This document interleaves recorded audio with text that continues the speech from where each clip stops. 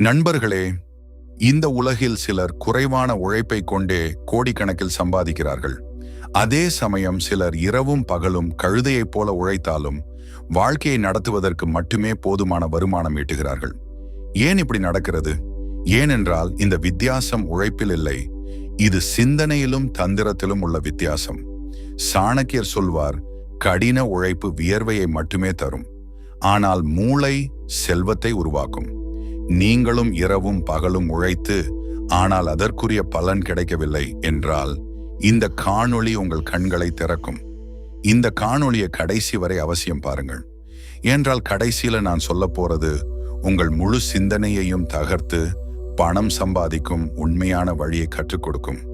சரி நண்பர்களே, தாமதிக்காமல் காணொளியை தொடங்குவோம்.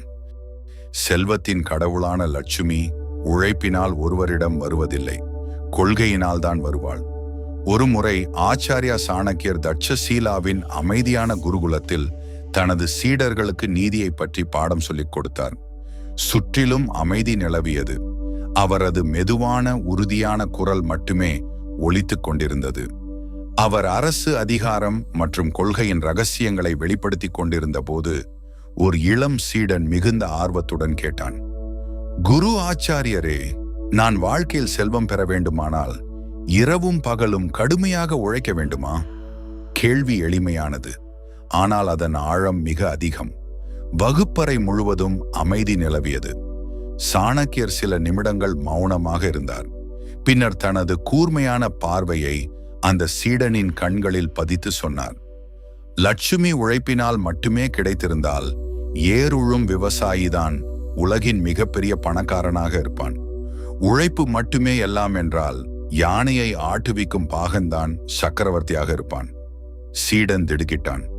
சாணக்கியர் தொடர்ந்தார், மகனே, உழைப்பு அவசியம், ஆனால் உழைப்பு மட்டும் போதுமானதல்ல. கொள்கை தெரிந்தவன், வாய்ப்புகளை அடையாளம் காணும் திறமை கொண்டவன், எல்லாவற்றிற்கும் மேலாக சிந்திக்கும் திறமை கொண்டவன், அவனிடமே லட்சுமி வருவாள். பின்னர் சாணக்கியர் கேட்டார், சீடர்களே, நான் சந்திரகுப்தனை ஏன் சக்கரவர்த்தியாக ஆக்கினேன் என்று நீங்கள் நினைக்கிறீர்களா? ஏன் வேறு எந்த சக்தி வாய்ந்த வீரனையும் நான் தேர்ந்தெடுக்கவில்லை? ஏனென்றால் அவன் வெறும் உழைப்பாளி மட்டுமல்ல, அவன் சிந்திக்க முடிந்தவன், புரிந்து கொள்ள முடிந்தவன், எப்போது என்ன செய்ய வேண்டும் என்று அவனுக்கு தெரியும். சீடனின் ஆர்வம் இன்னும் அதிகரித்தது. அவன் கேட்டான், அப்படியானால் உழைப்பு வீணா? சாணக்கியர் சிரித்தார், கொள்கை இல்லாத உழைப்பு வரைபடம் இல்லாமல் பயணிப்பது போல. அவன் நிறைய நடப்பான், ஆனால் எங்கும் போய் சேரமாட்டான். ஒருவேளை சேர்ந்தாலும் அவன் செல்ல வேண்டிய இடம் அதுவாக இருக்காது. அருகில் இருந்த ஒரு விளக்கை அவர் சுட்டிக்காட்டினார். இந்த விளக்கை பார், இதில் நெய் இருக்கிறது, திரி இருக்கிறது, நெருப்பும் இருக்கிறது. ஆனால் அதை காற்றுக்கு எதிராக வைத்தால் அது அணைந்துவிடும். ஏனென்றால் பொருட்கள் மட்டுமல்ல, திசையும் முக்கியம். பின்னர் அவர் அனைத்து சீடர்களையும் பார்த்தார். நீங்கள் அனைவரும் வெறும் உழைப்பில் மட்டுமே ஈடுபட்டால் நல்ல ஊழியர்களாக மட்டுமே ஆவீர்கள், ஆனால் ஒருபோதும் கொள்கையை உருவாக்குபவர்களாக ஆக மாட்டீர்கள். லட்சுமி தேவி சேவைக்கு பின்னால் செல்லவில்லை, அவள் சேவைகளை இயக்கும் புத்திக்கு பின்னால் செல்கிறாள். ஒரு நாட்டை நடத்துபவன் சிந்திப்பவன், முடிவெடுப்பவன், திட்டங்களை உருவாக்குபவன், வாய்ப்புகளை அடையாளம் காண்பவன், மற்றவர்கள் சொல்வதை மட்டும் செய்பவன், தன் வாழ்நாள் முழுவதும் மற்றவர்களின் திட்டங்களை நிறைவேற்றும் ஒரு சாதாரண ஊழியனாகவே இருப்பான். சீடனின் கண்களில் ஒரு ஒளி தெரிந்தது. சாணக்கியர் தீவிரமாக சொன்னார், கவனமாக கேள் மகனே, லட்சுமி ஒரு தேவி. ஒரு தேவியை அழைக்க கோவில் எவ்வளவு தூய்மையாக இருக்க வேண்டுமோ அதே அளவு மந்திரமும் தூய்மையாக இருக்க வேண்டும். உன் உடல் உழைப்பின் கோவில், ஆனால் கொள்கைதான் லட்சுமியை ஈர்க்கும் மந்திரம். சிறிது நேரம் அமைதி நிலவியது. பின்னர் சாணக்கியர் கடைசி வரியை சொன்னார், பணம் வியர்வை சிந்துபவனுக்கு கிடைப்பதில்லை, மாறாக வியர்வையை எங்கே, எப்போது, யாருக்காக சிந்த வேண்டும் என்று தெரிந்தவனுக்குத்தான் பணம் கிடைக்கும். அந்த வார்த்தைகள் சீடர்களின் இதயத்தில் ஆழமாக பதிந்தன. உரையாடல் முடிந்தது. ஆனால் அதன் தாக்கம் முடியவில்லை. அது வெறும் உரையாடல் அல்ல, அது வாழ்க்கையை மாற்றும் ஒரு கண்ணோட்டம். சில நாட்களுக்கு பிறகு மகத நாட்டின் தலைநகரில் ஒரு சிறப்பு சபை கூட்டப்பட்டது. அந்த சபையில் வியாபாரிகள், வீரர்கள், விவசாயிகள், அறிஞர்கள் என அனைத்து தரப்பு மக்களும் இருந்தனர். ஆச்சாரியா சாணக்கியர் அங்கு கொள்கையை பற்றி உபதேசம் செய்ய வந்திருந்தார். அவருடன் சக்கரவர்த்தி சந்திரகுப்தனும் இருந்தார். இப்போது அவன் ஒரு அரசன். ஆனால் ஆச்சாரியாவுக்கு இன்றும் அதே ஆர்வமுள்ள மாணவன்தான். சபையின் சூழ்நிலை தீவிரமாக இருந்தது. சந்திரகுப்தன் சபையினரை நோக்கி சொன்னான், ஆச்சாரியரே, நீங்கள் எனக்கு கொள்கையின் முதல் பாடத்தை கற்றுக் கொடுத்த போது பணம் அதை விரும்புபவனை நோக்கி செல்லாது, மாறாக அதை புரிந்து கொள்பவனை நோக்கி செல்லும் என்று சொன்னீர்கள். இன்று இந்த சபையில் உள்ள ஒவ்வொருவரும் லட்சுமியின் இயக்கத்தை புரிந்து கொள்ள விரும்புகிறார்கள். அப்போது ஆச்சாரியா சாணக்கியர் மேடையில் நின்றார். சபையில் சிந்தனைகள் மட்டுமே எதிரொலிக்கக்கூடிய அமைதி நிலவியது. சாணக்கியர் சொன்னார், பணத்தை சம்பாதிப்பது மட்டும் போதாது, அதன் தன்மையை நீங்கள் புரிந்து கொள்ள வேண்டும். லட்சுமி நிலையானவள் அல்ல. அவள் தண்ணீரைப் போல ஆழமும் தூய்மையும் எங்கிருக்கிறதோ அங்குதான் அவள் தங்குவாள். பேராசையும் மாயையும் எங்கிருக்கிறதோ அங்கு அவள் தங்க மாட்டாள். பின்னர் அவர் விவசாயிகளை சுட்டிக்காட்டினார். ஒரு விவசாயி நாள் முழுவதும் வயலில் உழைக்கிறான். ஆனால் எந்த பயிரை எப்போது விதைக்க வேண்டும் என்று அவனுக்கு தெரியவில்லை என்றால் அவனது உழைப்பு வீணாகிவிடும். உழைப்பினால் தானியம் விளைவதில்லை. நேரத்தை பற்றிய புரிதலும் கொள்கையும் தான் பயிர்களை உருவாக்குகிறது. பிறகு அவர் வியாபாரிகளை பார்த்தார். ஒரு வியாபாரி தினமும் சந்தையில் அமர்ந்திருப்பான். ஆனால் எந்த பொருளுக்கு எப்போது தேவை அதிகரிக்கும் என்று அவனுக்கு தெரியவில்லை என்றால் அவன் நஷ்டம் அடைவான். வர்த்தகத்தில் லாபம் உழைப்பினால் மட்டுமல்ல, புத்தியினால் தான் வரும். சாணக்கியர் தொடர்ந்தார், பணத்தை மதிக்கும் ஒருவனுக்கு தான் அது நண்பனாக மாறும். பணத்தை மதிப்பது என்றால் அதை வெறும் செலவழிக்கும் பொருளாக பார்க்காதே, அதை ஒரு வாய்ப்பாக மாற்று. மற்றவர்களுக்கு வேலை வாய்ப்புகளை உருவாக்கு. அப்போது லட்சுமி மகிழ்வாள். பணத்தின் இயக்கம் இதுதான். அது வேகமாக ஓடுவதில்லை. ஆனால் அதை துரத்துபவன் நிச்சயம் சோர்வடைவான். அறிவாளி என்பவன் தன்னை அப்படி உருவாக்கிக் கொள்வான்.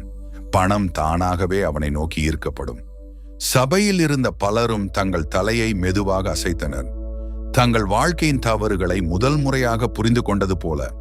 அப்போது சந்திரகுப்தன் கேட்டான், ஆச்சாரியரே, ஒரு ஏழை மனிதன் இந்த விதிகளை பின்பற்றினால் அவன் உண்மையிலேயே பணக்காரனாக ஆக முடியுமா? சாணக்கியர் சிரித்தார். மகனே, நான் உன்னை முதலில் பார்த்தபோது நீ ஏழையாக இருந்தாய். ஆனால் எண்ணங்களில் செல்வந்தனாக இருந்தாய்.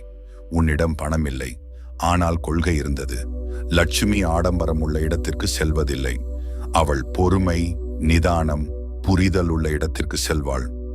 பணத்தை வெறும் சேகரித்தால் அது தங்காது. ஆனால் பணத்தை சிந்தனையுடன் இயக்கினால் அது மற்றவர்களுக்கும் செழிப்பை தரும், உனக்கும் செழிப்பை தரும். பின்னர் சாணக்கியர் ஒரு வாக்கியத்தை சொன்னார். அது சபையில் இருந்த ஒவ்வொருவரின் இதயத்திலும் ஆழமாக பதிந்தது. பணம் கடின உழைப்பாளிக்கு மட்டுமல்ல, கொள்கையில் சிறந்தவனுக்கு தான் கிடைக்கும். ஏனென்றால் லட்சுமி உழைப்பினால் அல்ல, புத்தியினால் தான் மகிழ்ச்சி அடைவாள். சூரியன் மெதுவாக மேற்கில் சாய்ந்தது.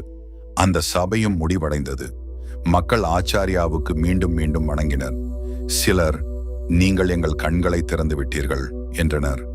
சிலர் வார்த்தைகளின்றி அமைதியாக கைகளை கூப்பி தலையை குனிந்தனர். மக்கள் தங்கள் இடங்களுக்கு திரும்பினர். ஆனால் அவர்களின் மனதில் எழுந்த எண்ணங்கள் இரவில் நெருப்பை போல உள்ளுக்குள்ளேயே எரிந்து கொண்டிருந்தன. அதே இரவில் வர்த்தன் என்ற ஒரு வியாபாரி அமைதியாக சாணக்கியரிடம் வந்தான். அவன் கண்களில் களைப்பு இருந்தது. ஆனால் கேள்விகள் இன்னும் கனமாக இருந்தன. ஆச்சாரியரே, பல வருடங்களாக வியாபாரம் செய்கிறேன். உழைப்பில் குறை வைத்ததில்லை. ஆனால் லட்சுமி வருகிறாள், அப்படியே போய்விடுகிறாள். நான் எங்கே தவறு செய்கிறேன்? சாணக்கியர் அவனை பார்த்தார். சிரிக்கவும் இல்லை, ஆறுதல் சொல்லவும் இல்லை. மாறாக சொன்னார், வர்த்தனே, நீ லட்சுமியை உழைப்பினால் பிடிக்க முயற்சிக்கிறாய். ஆனால் அவள் புத்தியினால் தான் ஈர்க்கப்படுவாள். உன் வியர்வை உன் உழைப்புக்கான சான்று. ஆனால் கொள்கையின்மை உன்னை ஏழையாகவே வைத்திருக்கிறது. வர்த்தன் தலையை குனிந்து அமர்ந்தான். சாணக்கியர் மெதுவாக சொன்னார், கவனமாக கேள். 3 குறைகள் உள்ள வீட்டிற்கு லட்சுமி ஒருபோதும் செல்வதில்லை.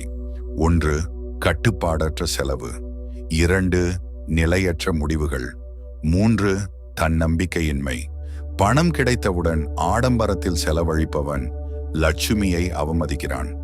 சரியான நேரத்தில் முடிவெடுக்காதவன் வாய்ப்பை இழக்கிறான். தன்னை சிறியவனாக நினைப்பவன் லட்சுமியின் வாசலுக்கு வந்ததற்கு முன் திரும்பிச் சென்று விடுகிறான். பணம் முதலில் பயப்படுவது தைரியத்திற்குத்தான். வர்த்தனின் கண்களில் இப்போது ஒரு ஒளி இருந்தது. சாணக்கியர் தொடர்ந்தார். ஒவ்வொரு நாளின் முடிவிலும் உன் பண முடிவுகளை கணக்குப்பார். உன் பணம் எங்கே போகிறது, ஏன் போகிறது என்று புரிந்து கொள். இதுதான் முதல் கட்டுப்பாடு.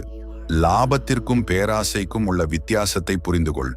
சில நேரங்களில் ஒரு ஒப்பந்தம் பெரிதாக தெரியும், ஆனால் அதன் விளைவு லாபம் அல்ல, அழிவு. லாபத்தை மட்டும் பார்ப்பவன் கொள்கையை இழந்து விடுவான். லட்சுமி அவனை அடையாளம் காண மாட்டாள். உன் நேரத்தை வீணாக்காதே. ஒவ்வொரு நொடியும் ஒரு நாணயம். நேரத்தின் மதிப்பை அறிந்தவன் லட்சுமியின் வேரை பிடித்து விட்டான். அங்கு அமைதி நிலவியது. ஆனால் அது அமைதிக்கான அமைதி அல்ல, அது மாற்றத்திற்கான அமைதி. கடைசியில் சாணக்கியர் சொன்னார், செல்வத்தின் தேவிக்கு தங்க மாலை தேவையில்லை. அவளுக்கு தேவையானது நிலையான மனமும் கொள்கையால் நிறைந்த ஒரு மூளை. அதுதான் அவளை தங்க வைக்கும். வர்த்தன் தலையை குனிந்தான். அன்று அவன் பணத்தை தேடுவதை விட்டுவிட்டு புத்தியின் பயணத்தை தொடங்கினான். நண்பர்களே, இந்த காணொளியை இதுவரை பார்த்திருந்தால் நீங்கள் உண்மையிலேயே பணக்காரராக தகுதியுள்ளவர். உங்கள் உள்ளே வாழ்க்கையில் பெரியதாக சாதிக்க ஒரு வெறியும் அதற்கான பொறுமையும் நிச்சயம் இருக்கிறது. இப்போது சாணக்கியரின் மிகவும் சக்தி வாய்ந்த செல்வ கொள்கையை நினைவில் வையுங்கள். குறைவான உழைப்பு, அதிகமான புரிதல். உழைப்பவன் தேரின் சக்கரத்தை இழுக்கிறான், ஆனால் சிந்திப்பவன் தேரில் சவாரி செய்கிறான். ஆச்சாரியா சாணக்கியர் சொல்கிறார், பணம் உழைப்பினால் அல்ல, கொள்கையினால் தான் வரும். எனவே நண்பர்களே, நீங்களும் வாழ்க்கையில் செல்வத்தையும் அறிவையும் உண்மையான வெற்றியையும் பெற விரும்பினால் நமது சேனலை இப்போதே லைக், ஷேர் மற்றும் சப்ஸ்கிரைப் செய்யுங்கள். ஏனென்றால் இங்குள்ள ஒவ்வொரு வார்த்தையும் உங்கள் வாழ்க்கையை மாற்றும் சக்தி கொண்டது. நினைவில் வையுங்கள், இருளில் ஒளியை காண்பவன்தான் உண்மையான தைரியசாலி. பணமும் புத்தியுடன் அதை வரவேற்கிறவனிடம்தான் வரும். அடுத்த காணொளியில் சந்திப்போம். அதுவரை எங்களுடன் இணைந்திருங்கள். உங்களை கவனித்துக் கொள்ளுங்கள். நன்றி.